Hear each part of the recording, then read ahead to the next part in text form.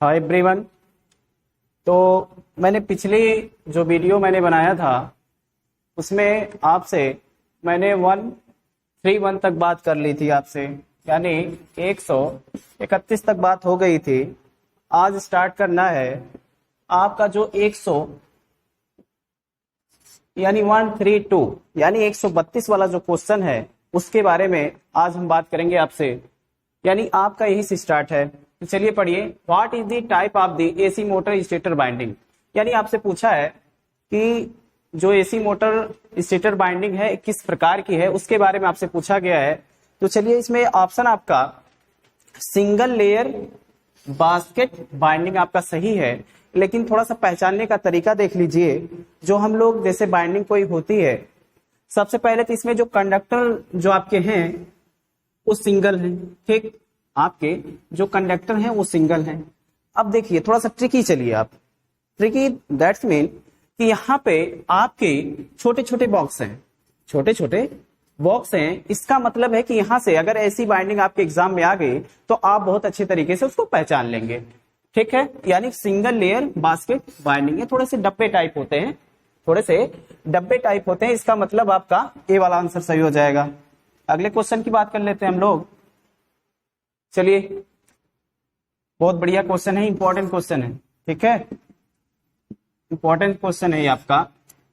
पूछा है आपसे कि स्लिप रिंग का परसेंटेज में फार्मूला क्या होता है, उसके बारे में आपसे पूछा गया है। तो चलिए, मैंने कल आपको स्लिप रिंग के प्रतिशत स्लिप, ठीक है, प्रतिशत स्लिप के बारे में पूछा गया, यानी परसेंटेज स्लिप के बारे में पूछा गया है। स्लिप रिंग देखिए अलग होता है, मेरे मुख से वो निकल गया, वो चीजें गलत हैं।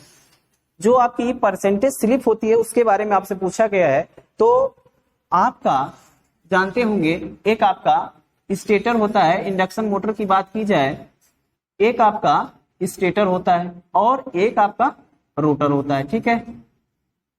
एक आपका रोटर होता है और इसकी भी स्पीड होती है, इसको हम एनएस से दर्शाते हैं, ठीक है। इसकी भी स्पीड होती है, इसको हम एनआर से, यानी जितना आपका रोटर जिस स्पीड से घूम रहा है वो कौन सी स्पीड होती है आपकी, एनआर होती है। इन दोनों का जो डिफरेंसेस होता है वही आपकी क्या कहलाती है, स्लिप कहलाती है। लेकिन अगर परसेंटेज में पूछा जाए आपसे, अगर आपसे परसेंटेज में पूछा जाए तो एनएस माइनस एनआर, और आप लोग मैथ में एक फार्मूला पढ़े होंगे कि जैसे किसी वस्तु का क्रय मूल्य इतना है, मान के चलिए 400 है, और यदि उसको 240 में बेचा जाए तो इसका लाभ क्या होगा। बेसिकली हमारी स्लिप यही होती है। बेसिकली देखा जाए तो स्लिप हमारी वही है। जैसे कहने का मतलब यह है कि हमारी स्टेटर बाइंडिंग जो होती है किस स्पीड से, यानी किस स्पीड से घूम रही, इसका मतलब यह है कि वो आपका क्या है, मूलधन है, ठीक है। और कितना आप जो उससे बेनिफिट ले रहे हैं, यानी कितने में आप उसको बेच रहे हैं, वो हमारी क्या कहलाती है, रोटर स्पीड कहलाती है। अर्थात कहने का मतलब ये है कि जब भी हम परसेंटेज की बात करते हैं हमेशा मूल को ही भाग दिया जाता है। अर्थात कहने का मतलब ये है कि एनएस माइनस एनआर बटे एनएस इंटू 100, ठीक है। तो ये आपकी क्या कहलाती है, स्लिप कहलाती है। इसको यस से प्रदर्शित किया जाता है, यानी यस बराबर एनएस माइनस एनआर बटे एनएस इंटू 100। तो देखिए किस ऑप्शन में आपको है, पहला देखिए एनएस माइनस एनआर बटे एनएस, यानी पहला वाला ऑप्शन आपका सही हो जाएगा, ठीक है। पहला वाला ऑप्शन सही हो जाएगा। चलिए नेक्स्ट क्वेश्चन की बात कर लेते हैं। 133 के बाद अगला, चलिए 134 देखिए। ये थोड़ा सा आपके सिलेबस से हट के है, लेकिन अगर इसमें दिया गया है, पीडीएफ में बनाया गया है, इसको तो कम से कम थोड़ा बहुत इसको बता दें कि अगर ऐसा एग्जाम में अगर आ जाए तो कैसे आप थोड़ा सा आप जो है ट्रिकी। चलिए, तो ये आपका होता है ना, जो 134 वाला क्वेश्चन आपसे क्या कह रहा है, which operation the control circuit is used. पहली बात तो कंट्रोल सर्किट की बात कर रहा है कि कंट्रोल सर्किट को कैसे आप इस्तेमाल करेंगे, ठीक है। तो इसमें जो आपका ऑप्शन हो जाएगा बी वाला, ठीक है, इंचिंग। इंचिंग आप जान लीजिए, इंचिंग इसमें जो बी वाला ऑप्शन आपका सही है। चलिए आगे बात कर लेते हैं। अगला क्वेश्चन बहुत इंपॉर्टेंट है, इसको ध्यान से देखिएगा आप लोग। 135 what is the phase displacement between binding in three phase motor.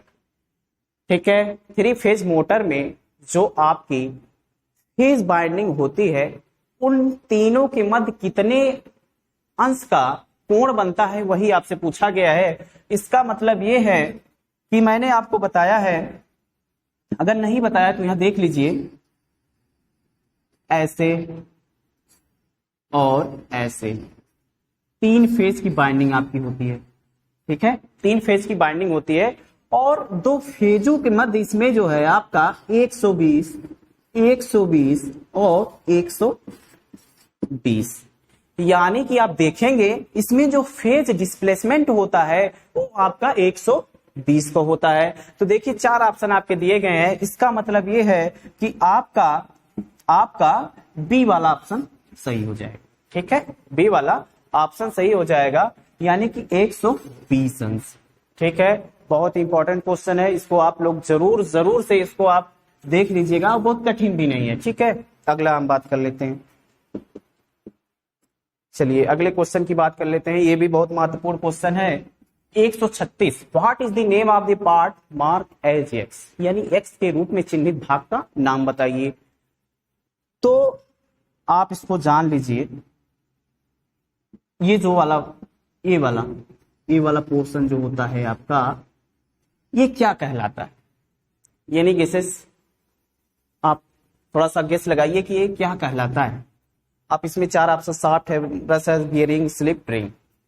देखिए इसमें जो स्लिप रिंग होती है आपकी, वो आपकी ऐसे बनाई जाती है। ठीक है, ऐसे बनाई जाती है और इसी के जरिए हम लोग क्या करते हैं, वाउंड टाइप जो आपका मोटर होता है, यानी कि स्लिप रिंग टाइप जो मोटर होता है, इसी के जरिए हम लोग एक्स्ट्रा जो रेजिस्टेंस जो एक्स्ट्रा चाहिए हमको स्टार्टिंग में, इसी के जरिए दिया जाता है। यही से क्या करते हैं हम लोग, कार्बन ब्रश लगाकर यही से हम लोग क्या करते हैं, आपका रेजिस्टेंस जोड़ देते हैं, यहीं से रेजिस्टेंस जोड़ देते हैं, जिससे कि हमारा स्टार्टिंग टार्क अच्छा हो जाए और हमारी मोटर क्या हो, स्टार्ट हो जाए। ठीक है,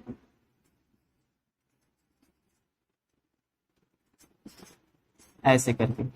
और कुछ स्पीड जैसे मान के चलिए 60-70% जब स्पीड इसकी होती है, जब स्टार्ट हो जाता है मोटर, फिर इसको हम स्टार्ट करवा देते हैं ऐसे, एक मतलब तीनों एक दूसरे को मतलब चपक लेते हैं, आप कह सकते हैं ये तीनों जो है क्लैंप हो जाते हैं, एक दूसरे के ऊपर हो जाते हैं। ठीक है, तो आपका कौन सा ऑप्शन हो जाएगा, डी वाला, स्लिप रिंग टाइप। अगला नेक्स्ट क्वेश्चन की बात कर लेते हैं हम लोग। चलिए पढ़िए, what is the name of AC coil binding.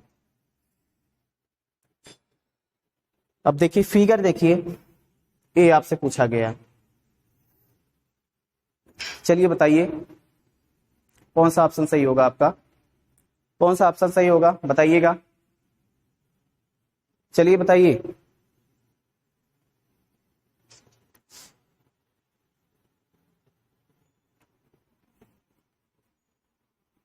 चलिए बताइए भाई,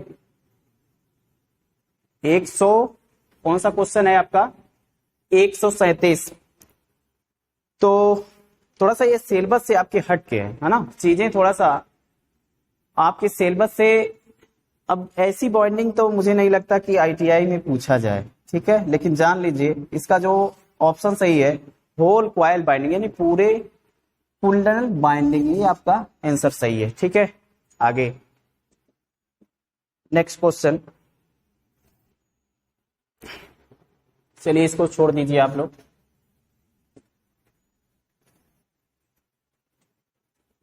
एक 139 क्या कह रहा है आपसे, बढ़िया क्वेश्चन है, इसको देखिएगा। Which speed is called as synchronous speed in three phase induction motor.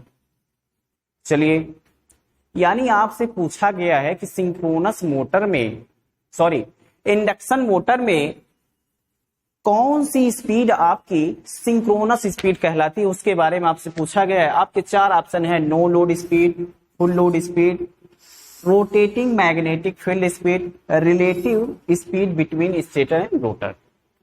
चौथा वाला जो ऑप्शन आपका है यानी फोर्थ वाला, वो आपकी स्लिप है। देखिए ऐसे भी कहीं कहीं स्लिप मिल जाता है। जो डिफरेंसेज आपका है relative speed and between stator and rotor, यानी कि जो रोटर की स्पीड है आपकी NS और सॉरी स्टेटर की जो स्पीड होती है NS होती है और रोटर की क्या होती है NR होती है। यही दोनों आपका डिफरेंसेस क्या कहलाता है, स्लिप कहलाता है। लेकिन बात हो रही यहाँ पे कि कौन सी स्पीड आपकी सिंक्रोनस स्पीड कहलाएगी। तो आप जान लें जो RMF होता है, RMF, इसका मतलब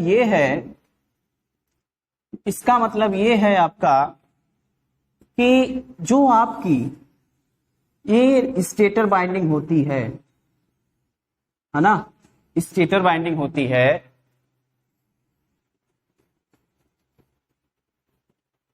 उसका जो स्पीड होता है भाई NS, जिसको NS से डिनोट किया जाता है, उसको रोटेटिंग मैग्नेटिक फील्ड बोला जाता है।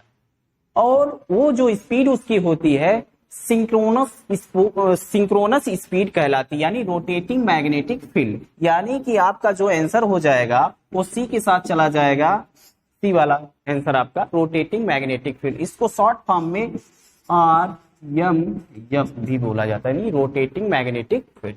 ठीक है, नेक्स्ट क्वेश्चन 140। चलिए पूछा है कि स्टार्टर प्रतीक का नाम क्या है। चलिए देख लीजिए 140 तो कौन सा स्टार्टर है ये आपका, कौन सा स्टार्टर है। यहां तो आपको डेल्टा समझ में आ रहा है कि ये डेल्टा मतलब कुछ उसके सिंबल का आकार आपको प्रदर्शित किया गया है। तो यहां से आप कहीं ना कहीं एक चीज यहां से निकाल लेंगे आप कि इसका जो बी वाला ऑप्शन है आपका ऑटो ट्रांसफार्मर स्टार्टर आपका सही हो जाएगा। ठीक है, ऑटो ट्रांसफार्मर स्टार्टर। अगला 142 देखिए, what is the electrical degree of 6-पोल स्टेटर ऑफ मोटर। बढ़िया क्वेश्चन है, इसको हम लोग अच्छे तरीके से करेंगे और आप कहीं ना कहीं यहाँ पे एक नया फार्मूला देखेंगे कि इसकी इलेक्ट्रिकल डिग्री कैसे निकाली जाती है। तो एक फार्मूला होता है आपका इलेक्ट्रिकल डिग्री बराबर होता है आपका डिग्री बराबर 180 इंटू पी। ठीक है, एक किसके लिए मैंने बताया था, AC मोटर के लिए बताया था। ठीक है, इसका मतलब ये है कि 180 इंटू पी। अब पी जो है आपका यहां पे कितना है 6 पोल का, तो इसका मतलब ये है कि अगर हम 180 में 6 का मल्टीपल करें कितना होगा 0, 8 छक 48, 6 का नम 6, 6 4 10, यानी कि आपकी जो इलेक्ट्रिकल डिग्री निकल के आई 1080। सी वाला ऑप्शन आपका सही हो जाएगा। ठीक है, अगर यही डीसी मोटर की बात की जाए कि डीसी मोटर में इलेक्ट्रिकल डिग्री और मैकेनिकल डिग्री कैसे निकालते हैं, तो मैंने पिछली कक्षाओं में शायद आपको बताया होगा, लेकिन अगर आप लोग नोट नहीं किए हैं तो वहां लिख लीजिए इलेक्ट्रिकल डिग्री डीसी मोटर या जनरेटर। ठीक है,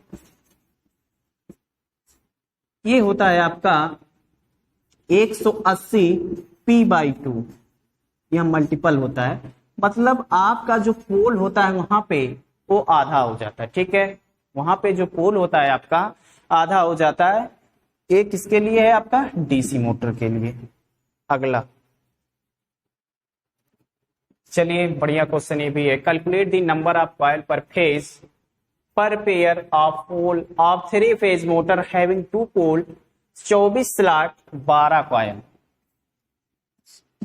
ठीक है, यानी हिंदी में अगर बात की जाए 2 ध्रुव 24 खांचे 12 कुंडली वाले 3 फेज मोटर के कुंडली की संख्या प्रति फेज प्रति पोलों का जोड़ा की गणना करें। देखिए यहाँ पे क्वेश्चन में ही बता दिया कैसे आपको निकालना है। तो कॉइल पर फेज जो होता है आपका, लिख लीजिए कॉइल पर फेज जो होता है आपका, कितने स्लॉट हैं आपके, नंबर ऑफ स्लॉट, ठीक, बटे कितने पोल हैं, नंबर ऑफ पोल, ठीक, कितने पोल कितने कला की बाइंडिंग आपकी 3 फेज, यानी 3 से आप भाग देंगे, ठीक है। नंबर ऑफ स्लॉट कितना है 24, बटे नंबर ऑफ पोल कितने हैं आपके 2, ठीक ना, 2 नंबर ऑफ स्लॉट, ऐसे लिख लीजिए स्लॉटों की संख्या 24, पोल की संख्या कितना है 2, फिर उसके बाद फेज कितने हैं आपके, फेज आपके 3 फेज की बात कर, ठीक, तो कितना हो जाएगा 24 बटे 2, 3 दूनी 6, 6 चौको 24, देखिए 3 दूनी 6, इसका मल्टीपल कितना हो जाएगा 6 हो जाएगा, यानी 24 बटे 6, 6 चौको 24। अब देखिए ऑप्शन पे आइए, ऑप्शन पे आइए, देखिए कौन सा ऑप्शन सही होगा आपका, 143 का, इसका मतलब कौन सा ऑप्शन सही है, डी वाला। लेकिन आपका ये फार्मूला बहुत इंपॉर्टेंट, हर जगह पूछता है भाई, अगर आप इससे फारिग होंगे जब, यानी कि आपका जब आईटीआई पूरी हो जाएगी तो उसके बाद या तो आप कंपटीशन की तैयारी करेंगे या तो फिर कहीं आप जो है प्राइवेट सेक्टर में जॉब करेंगे, तो हर जगह कहीं ना कहीं आपको देखने को मिलेगा। तो आप इसको याद कर लीजिए, नोट कर लीजिए, जैसा भी हो उसको अपनी मेमोरी में सेट कर लीजिए, ठीक है। आगे बात कर लेते हैं, चलिए बढ़िया क्वेश्चन है आपका, what is the name of the starter symbol, starter प्रतीक का नाम क्या है, चलिए बताइए। तो एक ट्रिक देखिए यहाँ पे, ये आपका कौन सा, जैसे अगर ऐसे बाइंडिंग हो जाती है, ठीक है, ऐसे 3 फेज बाइंडिंग है, अगर लास्ट वाला पहले के साथ जुड़ जाता है तो ये आपका कौन सा बाइंडिंग कहलाता है, आप कह सकते हैं कि कौन सी बाइंडिंग आपकी कहलाती है, तो ये आपकी डेल्टा कहलाती है, ठीक है, कौन सी, डेल्टा। और वहीं अगर देखा जाए स्टार वाली जो बाइंडिंग होती है, जैसे स्टार वाली बाइंडिंग जो होती है आपकी, एक पॉइंट, दूसरा पॉइंट, तीसरा, पहला दूसरा, पहला दूसरा, पहला, इसको शॉर्ट कर लीजिए, ये आपकी कौन सी बाइंडिंग, स्टार हो जाती है, ठीक है। तो यहाँ पर देख लीजिए जो स्टार बाइंडिंग कुछ इस प्रकार से, सॉरी डेल्टा बाइंडिंग कुछ इस प्रकार से है और स्टार इसके अंदर ऐसे, तो इसका मतलब आपका ए वाला थोड़ा सा ट्रिकी, चलिए भाई हम हमेशा जो ट्रिकी यानी कि ज्यादा हम रटवाने की कोशिश नहीं करते हैं, आपको ऐसा बता दिया जाए कि मेमोरी में हमेशा के लिए सेट हो जाए, तो इसका मतलब आपका स्टार डेल्टा क्या हो जाएगा, सही हो जाएगा, ठीक। अगला नेक्स्ट क्वेश्चन की बात कर लेते हैं, 145 आपसे पूछा है पिच फैक्टर का फार्मूला, चलिए बताइए पिच फैक्टर का फार्मूला क्या होता है। पिच फैक्टर अगर जानते होंगे आप तो जरूर इसके बारे में थोड़ा बहुत आप बता सकते हैं। तो इसका तो 2 फार्मूला होता है, एक तो ये हो गया पिच फैक्टर बाइंडिंग पिच बटे पोल पिच, एक फार्मूला आपका होता है जो आप देखेंगे, हो सकता है आपके सिलेबस में वो चीजें ना दी हो, लेकिन अगर आप पॉलिटेक्निक करेंगे तो उसमें वो फार्मूला जरूर मिले। पिच फैक्टर जो होता है शॉर्ट फुल बाइंडिंग बटे आपके फुल लेंथ बाइंडिंग, ये दोनों का जो रेशियो होता है आपका, वो आपका पिच फैक्टर कहलाता है, ठीक है।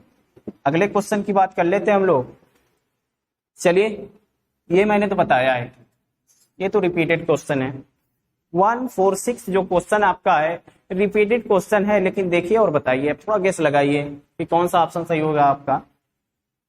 तो क्या पूछा है आपसे, पोल पिच के बारे में पूछा है,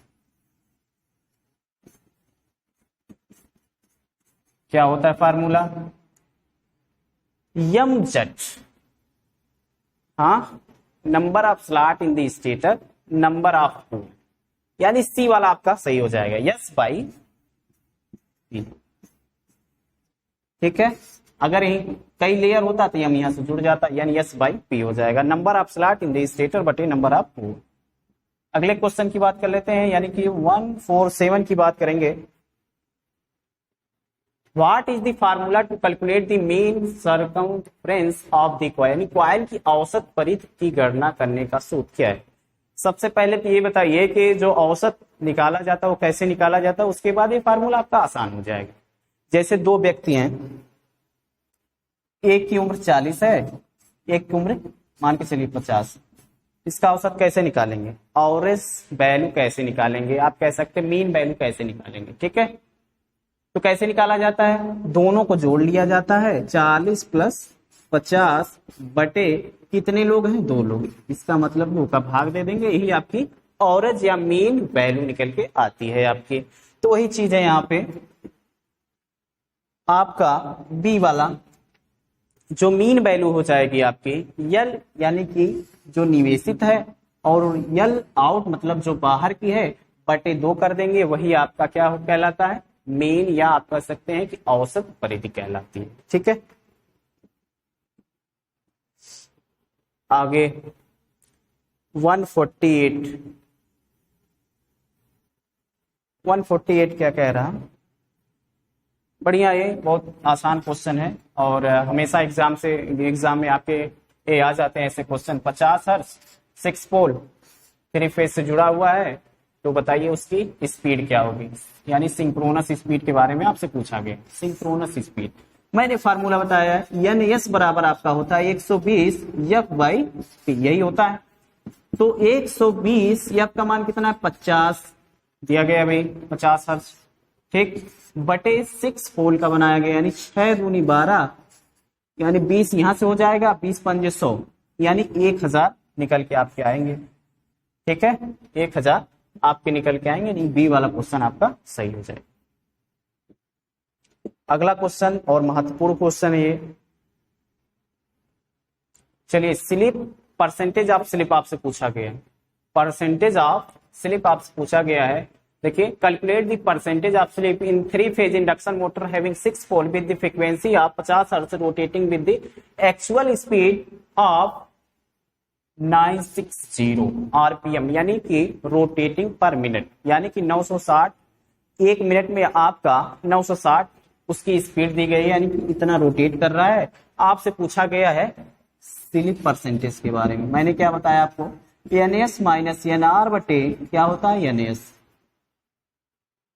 ठीक है, आपका एनएस दिया गया है, एनएस दिया गया कितना? 960। एन आर का मान निकालना है, एन आर का मान निकाला। कैसे निकालेंगे उसको? 120, अभी जो मैंने फार्मूला बताया उसी से निकलेगा। 120 इंटू एफ बटे पी, यही होता है फार्मूला। तो देखिए फ्रीक्वेंसी कितना दिया है? 50, ठीक है, कितने पोल का है? 6, तो कितना हो जाएगा आपका? 120 इंटू कितना हो जाएगा आपका? कितना हो जाएगा? 120 इंटू एफ, एफ का मान कितना है? 50 बटे पी का मान कितना है? 6 दूनी 12, कितना आ रहा है आपका? 1000 निकल के आ रहा। ठीक है, थोड़ा सा एक बार क्वेश्चन और पढ़िए। Calculate the percentage slip in 3 phase induction motor having 6 pole with the frequency of 50 hertz rotating with the actual speed, यानी कि रोटेटिंग स्पीड आपकी एक्चुअल स्पीड क्या होती है? जो आपकी रोटर की स्पीड, देखिए भाई, जो स्टेटर में होती है वो इमेजिनरी होती है, आपकी काल्पनिक होती है। इसका मतलब ये है कि ये आपका एनआर दिया गया है, ठीक है, और एनएस का मान निकालना था आपका, यानी इमेजिनरी लाइन आपकी बची हुई थी वही निकालना था, ये आपका एनएस हो जाएगा। यानी एनएस बराबर कितना आ गया आपका? इतना आ गया। ठीक है, अब इसमें रखिए स्लिप परसेंटेज देखिए, यानी एस का मान 1000, ठीक है, कितना 960 बटे कितना हो जाएगा एन एस मतलब कितना हो जाएगा 1000, ठीक है। तो कितना होगा यहाँ पे 40, है ना। 1000 में से 960 जाएंगे, कितने बचेंगे 40 बटे 1000 इंटू 100। तो 2 शून्य यहां से कट जाएंगे, यहाँ पे 2 शून्य यानी कि 2 जीरो यहाँ पे रहेंगे, इससे कट जाएंगे। इसका मतलब ये है आपका कि 4% आएगा, ये 00, यानी कि सी वाला ऑप्शन आपका सही हो जाएगा 4%, ठीक है। इस तरीके से लगाया जाता है। और 149 वाला इसी तरीके से क्वेश्चन आते हैं आपके, बहुत ज्यादा हार्ड नहीं रहेंगे, इसी प्रकार से आते हैं, ठीक है। अगले क्वेश्चन की बात कर लेते हैं हम लोग। 149 हो गया आपका। अब नेक्स्ट क्वेश्चन और लास्ट क्वेश्चन है, उसके बाद फिर कल देखा जाएगा। चलिए, बढ़िया क्वेश्चन है, बहुत बढ़िया क्वेश्चन है। थ्री कला की स्क्वायरल केज प्रेरण मोटर की रोटर आवृत्ति क्या होती है ना। बहुत बढ़िया क्वेश्चन है। कुछ समझ पाए क्वेश्चन आपसे क्या पूछा है? आपसे क्वेश्चन ये पूछा है कि जो रोटर में आवृत्ति होती है उसका मान क्या होता है, ठीक है। यानी कि what is the rotor frequency of three phase squirrel cage induction motor at the time of starting, यानी कि स्टार्टिंग के समय, यानी कि अभी आपकी रोटर जो मूव नहीं कर रही, यानी रोटेट नहीं कर रही है, आपने थ्री फेज सप्लाई दिया, किसको दिया? स्टेटर को दिया। तो स्टेटर को जब देंगे तो कहीं ना कहीं वहां से फ्लक्स कुछ जनरेट होंगे, उसकी स्पीड जब जाएगी रोटर में, वही आपसे पूछा गया। जैसे ये आपका स्टेटर होता है, ठीक है, ये आपका रोटर है, इसमें भी बाइंडिंग और इसमें भी बाइंडिंग। मान लीजिए ऐसे आप यहाँ पे थ्री फेज RYB सप्लाई दे रहे हैं, तो यहाँ पे जो स्पीड होगी आपकी एनएस होगी, किसकी? फ्लक्स की। जो वहां पे फ्लक्स उत्पन्न होंगे उसकी जो स्पीड होती है आपकी एनएस होती है, वही जाके इसमें क्या करती है? कट करेगी। यानी ये भी, इसकी भी शुरुआत में स्पीड देखेंगे तो एनएस ही रहेगी। अर्थात कहने का मतलब ये है कि शुरुआत में जो स्टेटर की स्पीड होती है, यानी कि जो फ्लक्स जनरेट हो रहे हैं आपके स्टेटर पे, वही फ्लक्स यहां पर भी जनरेट होंगे। तो अर्थात कहने का मतलब हमारा ये है कि जितनी फ्रीक्वेंसी स्टेटर पे उतनी फ्रीक्वेंसी यहाँ पे, यानी फ्रीक्वेंसी में कोई डिफरेंस नहीं। क्या पूछा है आपसे? What is the rotor frequency. इसका मतलब ये है कि जो फ्रीक्वेंसी यहाँ पे वही फ्रीक्वेंसी यहाँ, यानी कि उसकी स्पीड में कोई परिवर्तन नहीं। जब स्पीड में परिवर्तन नहीं तो इसका मतलब ये है कि इक्वल टू सप्लाई फ्रीक्वेंसी, यानी कि आपकी सप्लाई फ्रीक्वेंसी के बराबर में होगा। जितनी फ्रीक्वेंसी वहां पे रहेगी स्टेटर की, उतनी फ्रीक्वेंसी आपके रोटर में रहेगी। समझ पाए आप? अगले क्वेश्चन की बात कर लेते हैं हम लोग। चलिए एक आध क्वेश्चन और देख लेते हैं।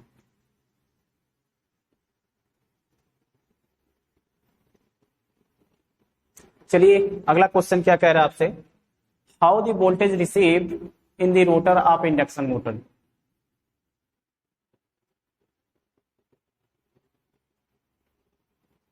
चलिए, क्या पहला ऑप्शन क्या है? Direct connection from the stator.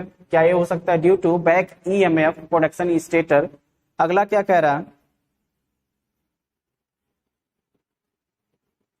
अगला direct connection to rotor from the supply by the transfer action of stator and rotor.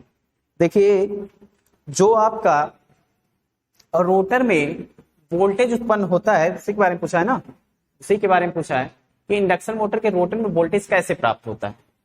क्या उसमें कोई कनेक्शन होता है? क्या नहीं। हम लोग स्टेटर की वाइंडिंग अलग करते हैं, यानी कि जो आपका स्टेटर होता है वो अलग होता है, रोटर जो होता है वो भी अलग होता है। तो होता कैसे उसमें वोल्टेज उत्पन्न? तो प्रक्रिया आप जानते होंगे, फैराडेज लॉ आप पढ़े होंगे। ई बराबर आपका होता है, या ई प्रोपोर्शनल होता है D phi upon D T, यानी फ्लक्स में जो चेंजेस होते हैं उन्हीं की वजह से आपके वोल्टेज उत्पन्न होते हैं। जैसे आपकी स्टेटर है, आपके स्टेटर पे मैंने थ्री फेज सप्लाई दिया, उसमें क्या होगा कि रोटेटिंग मैग्नेटिक फील्ड उत्पन्न होगा, वो कट करेगा किसको? रोटर को। और रोटर में जब कट करेगा तो उसी प्रकार से, जिस प्रकार से आपके स्टेटर में फ्लक्स जनरेट हुए या वोल्टेज जनरेट हुए, उसी प्रकार से आपके रोटर में भी होंगे। चूंकि यहाँ पे जो फ्लक्स है वो परिवर्तनीय है, ठीक है, परिवर्तनीय है, यानी प्रति सेकेंड आपका परिवर्तन हो रहा है, तो जिसकी वजह से क्या होगा, वोल्टेज उत्पन्न होगा फैराडेस के नियमानुसार। ठीक है, तो इसमें ऑप्शन आपका कौन सा हो जाएगा, डी वाला ऑप्शन सही हो जाएगा। ठीक है, डी वाला ऑप्शन सही हो जाएगा, bye the transfer action of stator and rotor. ठीक है, दोनों आपस में क्रिया करके ऐसा करते हैं। ठीक, चलिए 151 तक आपका क्वेश्चन कंप्लीट हो गया है। उसके बाद कल हम लोग बात करेंगे 152 से। ठीक है, 152 से बात करेंगे। और आपके जो एग्जाम है बहुत ही नजदीक है, 2 नवंबर से आपके प्रैक्टिकल स्टार्ट हो जाएंगे, है ना। और हम लोगों के पास बहुत ही सीमित समय, आज 12 तारीख हो ही गई, तो देखा जाए ओवरऑल तो 20-22 दिन आपके बचे हुए हैं और उसी में सब क्लियर करना हमको। ठीक है, तो इस तरीके से पढ़ा जाए कि चीजें जो आपकी क्लियर हो जाए, किसी प्रकार का एग्जाम में कोई प्रॉब्लम ना हो। ठीक है, तो बहुत बहुत धन्यवाद, आगे फिर मिलते हैं आप लोगों से। ठीक है, बहुत बहुत शुक्रिया।